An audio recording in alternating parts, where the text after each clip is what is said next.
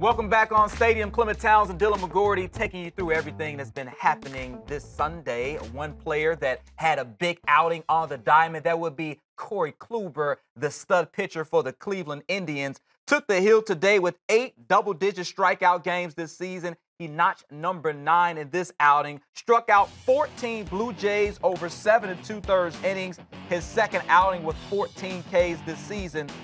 Dylan, do you think Kluber is the most important Indians player down the stretch as they try to hold off the likes of the Royals and the Twins in the AL Central? Yeah, I think you can make a case for him being the most important player. You know, obviously there's a lot of positional players that are important. Francisco Lindor tends to do everything for this team.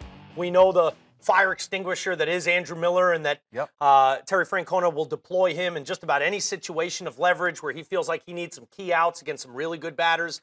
We know Andrew Miller's really important. But you need an ace. You don't win anything. You don't win the pennant you won last year. You don't win a World Series. You don't go in just baby steps now. You don't win the division and hold off the Royals and the Twins, like you're saying, without a bona fide ace, a stopper. When you look at this rotation, it looked on paper that they would have an ace 1A and 1B. Two real aces when you look at Carlos Carrasco. Carrasco's been good, but not great. I think to call it what it is, he's been a little underwhelming. The rest of the staff behind Kluber and then Cookie Carrasco have been very underwhelming. When you look at Tomlin's +5 ERA, when you look at Bauer's +5 ERA, you look at the fact that Danny Salazar has not been accountable or reliable in any way. He's either been injured or demoted to the bullpen. Now they're going to try to bring him back to the rotation.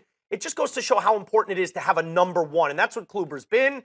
7 of his last 8 starts, he's gone at least 7 innings. 7 of his last 8 starts, he's had double-digit strikeouts, like the performance today with 14. And 7 of his last 8 starts, he's either had 1 run or less, or no run. So that's an ace. That's a stopper. And I believe in this Indians team. I think they're the most talented team, even with the charging Royals, even with how good and overachieving the Twins have been. I still think the Tribe are the best team in this division. And the most important player is that ace that sets the tone for the whole rotation behind him. Now it's time for those other 3 guys, the Tomlins, the Bauers, the Salazars, and even Carrasco, to take a page out of Kluber's book and step it up for the second half. Yeah, you will hope an ace like Kluber can elevate the rest of the guys that you mentioned. And another healthy competition, you know. Absolutely. Hey, Kluber's doing it. Come on, I'm Cookie Carrasco. I got to step up my game. And another thing that he does, too, he wins 7 2/3 innings. He goes deep in games, so he allows your bullpen to kind of get a rest. When you have like a Tomlin or a Bauer, sometimes you might only get 4 innings out of those guys, 5 innings, and then your bullpen is taxed. But every 5th day, if we have Kluber, that's typically these last 10 starts giving us at least like 7,